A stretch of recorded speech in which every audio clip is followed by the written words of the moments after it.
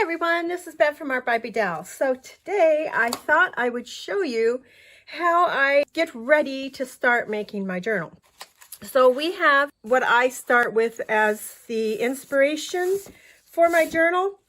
And usually when I'm making these, I have an idea what kind of direction I'm going as far as whether it's going to be nature, whether, just what the theme might be.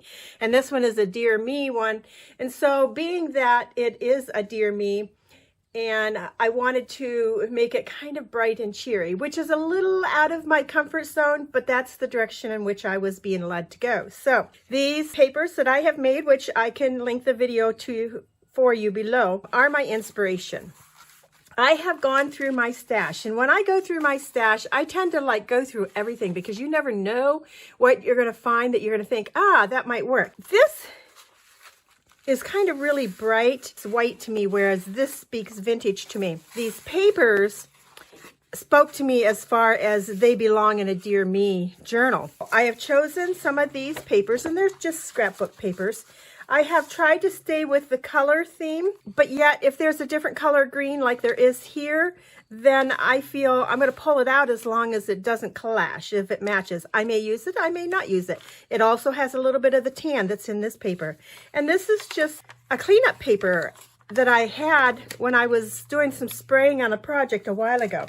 I always add in my coffee stain papers, so I have chosen 3 per signature. I may add more. I have added up to 5 or 6 per signature, but I'm going to start with the 3.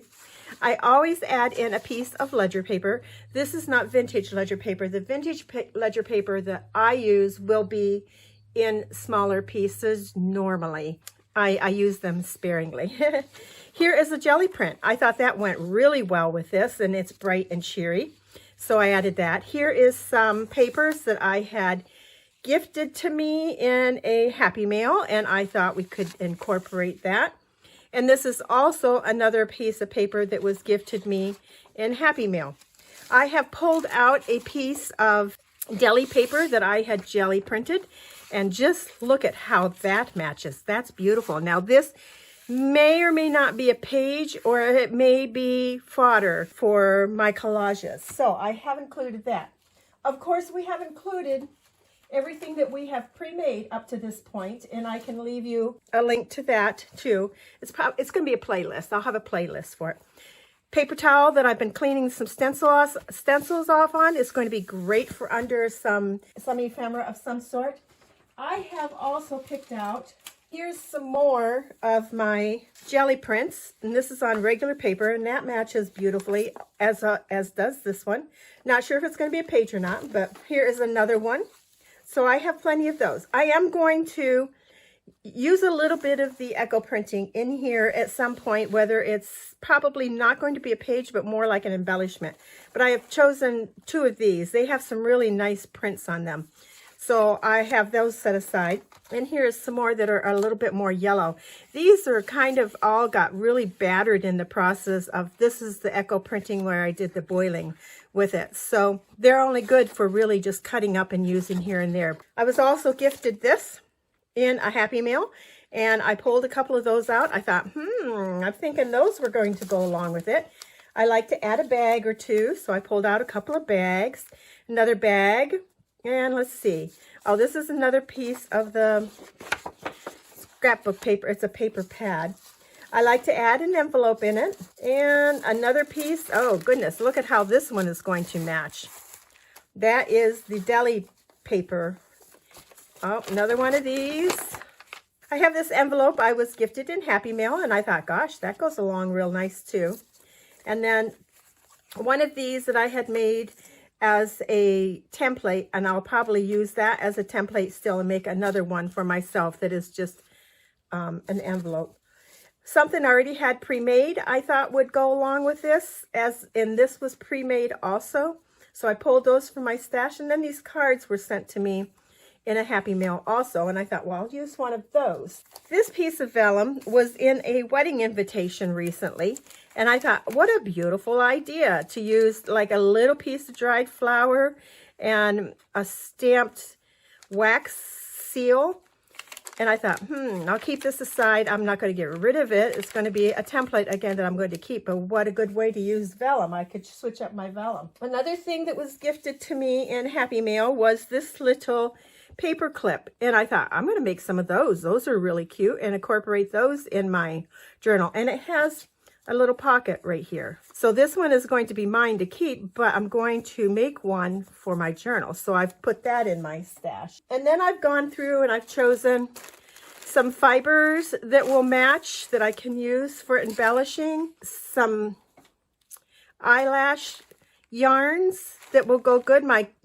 complementary color that I'm using in this journal is black. And so I have those that will work. I have some flowers that will work. I also have some flowers that I had punched out years and years ago. And I thought, you know what? I can spray those with my inks and make those match too. So I have flowers. As you see, we're going to have flowers in this journal. And then I have some pink ones too. Of course, our dictionary paper is going to be used in here. Baby wipes, clean up baby wipes. We'll use these up. And a lot of this comes from just making our mixed media signature cover pages, and then we get these type of things left over from that. So that's a good start for even for our collages for our journal. And of course I have set aside the paints that we used and some embossing. I had found some in my embroidery floss. I was straightening that up the other day, and I found some of this Balger blending filament. It goes with your cross stitching and stuff.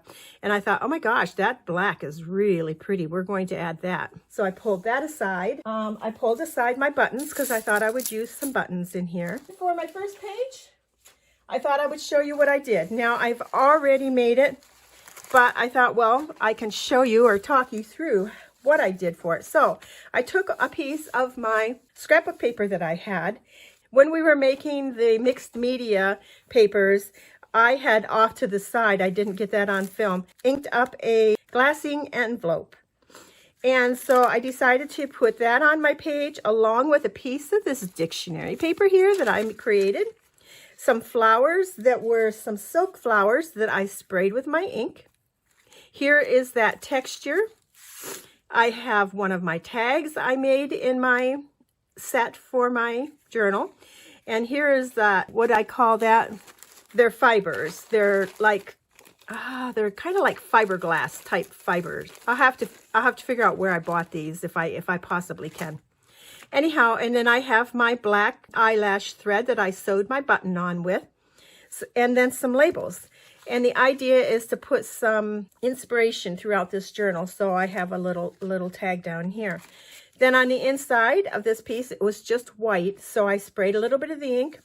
This is a piece of coffee stain copy paper that I did with a stencil. So if you ever happen to purchase any of my coffee stain papers that I do with stencils, you might come across something like this in your order. My orders for those are all different. Nothing is promised. You're going to get what the batch created that was the best out of the batch. These were some good ones I have set aside that'll eventually go into a kit. But you may not want to make a page out of them because there's like 1, 2, 3 stencils, although this one wouldn't be bad as a page at all. Actually, I would use this one as a page. Maybe not this one, maybe. But look, you can tear these out. And that's what I did on this butterfly. It came out of one of these pieces of paper, and I just used it then as a collage element. So this can be like collage fodder. This could be a pocket. And I'm off on a squirrel hunt, I guess, at this point, because now I'm talking about how you can use the stenciled coffee stain papers. But anyhow, I got to that innocently enough through trying to tell you where I got these 3 butterflies, and that's where it was from. Think outside the box. You know, if you have a paper or something, don't think it has to be a page. Don't think it has to be fodder. It could be one or the other, you know, think outside the box. So anyhow, I have some newspaper in that, and so I colored up the inside of this page. The back page I haven't decided yet, but I got started, okay? The hardest thing for me to do is not in creating my mixed media papers and not in picking out what I want to put in my journal. It's getting that first page started. So I started my first page, and generally I have to do that off by myself, because when it comes to filming, if it's my first page, It is just like, it's a hot mess, that video, and usually always gets trashed. So I do the first page usually off by myself. There you have it. This is how I get started on making a journal. I hope that maybe there's something here that inspired you on how to help you get started on your journal and getting it going. Once you get going, you'll get on a roll, you'll get into the groove, and it'll just move right along. So I will see you back again here soon with another page, another idea, how-to idea for our Dear Me journal. Thanks for watching. You have a wonderful day, and we'll see you again soon. Bye now.